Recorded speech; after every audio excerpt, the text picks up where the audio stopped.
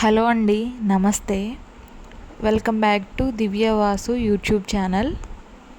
Simple, easy and tasty egg curry ఎలా చేయాలో ఈరోజు వీడియోలో చూద్దాం. ముందుగా ఒక 5 ఎగ్స్ తీసుకొని నేను బాయిలింగ్ కోసం స్టవ్ మీద పెట్టాను. 4 మీడియం సైజ్ ఆనియన్స్ తీసుకొని సన్నగా కట్ చేసుకోవాలి. అలానే ఎగ్స్ ఫ్రెష్గా ఉన్నాయో లేదో ఒకసారి టెస్ట్ చేసుకోండి. వాటర్లో వేసినప్పుడు పైకి కనుక తేలితే అవి పాడైపోయినట్లు అనమాట. అలాంటి ఎగ్స్ యూజ్ చేయొద్దు. ఒక 4 మీడియం సైజు టమాటోస్ తీసుకొని టమాటోస్ కూడా సన్నగా కట్ చేసుకొని పెట్టుకోండి. ఒక 4 పచ్చిమిర్చి తీసుకొని పొడవుగా స్లైసెస్ లాగా కట్ చేసుకోండి. 10 మినిట్స్ తర్వాత చూస్తే ఎగ్స్ అంతా బాయిల్ అయిపోయి ఉన్నాయి. ఇందులో నార్మల్ వాటర్ వేసుకొని ఎగ్స్ షెల్స్ అంతా తీసేసుకోవాలి. ఆ ఎగ్స్కి ఘాట్లు పెట్టుకోవాలండి. ఇలా పెట్టుకోవడం వల్ల ఉప్పు కారం అనేది పట్టి ఎగ్ కూడా చాలా టేస్టీగా ఉంటుంది తినేటప్పుడు. స్టవ్ ఆన్ చేసుకొని ప్యాన్ పెట్టుకొని అందులో కొద్దిగా ఆయిల్, పసుపు, ఉప్పు, కారం వేసుకోవాలి. ఆయిల్ వేడయ్యాక అందులో ఎగ్స్ వేసుకొని బాగా టాస్ చేయాలి. ఎగ్స్ కలర్ అనేది చేంజ్ అవ్వాలి. ఇలా గోల్డెన్ కలర్లోకి వస్తే మంచిగా ఫ్రై అయినట్లు.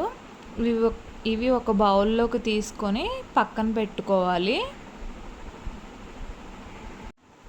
అదే ప్యాన్లో కొద్దిగా ఆయిల్ వేసుకొని ఆయిల్ కొంచెం హీట్ అయ్యాక బిర్యానీ ఆకు, 3 లవంగాలు, కొంచెం జీలకర్ర వేసి కొంచెం సేపు ఫ్రై చేయాలి.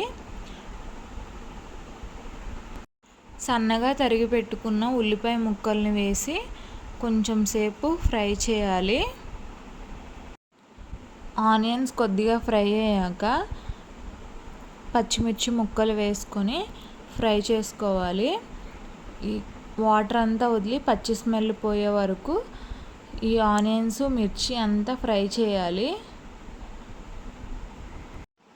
ఆనియన్స్ ఇలా కలర్ చేంజ్ అవుతున్నప్పుడు ఒక పావు స్పూన్ అంతా అల్లం వెల్లుల్లి పేస్ట్ వేసి ఫ్రై చేయాలి.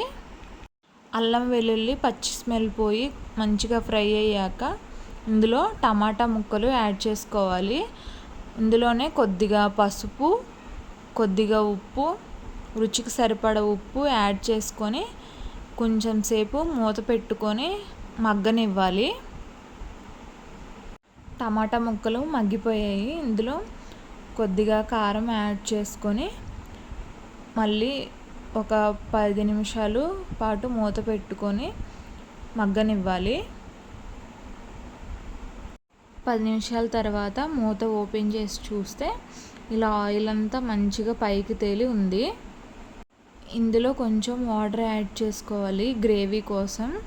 ఇంకొక 10 నిమిషాలు మూత పెట్టేసి అలానే మగ్గించాలి. గ్రేవీ అనేది థిక్గా రెడీ అయిపోయింది. ఇందులో మనం ఇందాక ఫ్రై చేసుకున్న ఎగ్స్ యాడ్ చేసుకొని ఇంకొక 2 మినిట్స్ పాటు మూత పెట్టి ఉడికించుకోవాలి. అంతే అండి, ఇంకా ఎగ్ కర్రీ రెడీ అయిపోయినట్లే. ఇంకా సర్వ్ చేసుకోవడమే. ఎంతో సింపుల్గా, ఎంతో ఈజీగా, టేస్టీగా ఎగ్ కర్రీ రెడీ అయిపోయింది. మీరు కూడా ఇలా ఒకసారి ఇంట్లో ట్రై చేసి ఎలా ఉందో కామెంట్ చేసి చెప్పండి. అంతే అండి ఈరోజు. Thank you. Bye bye.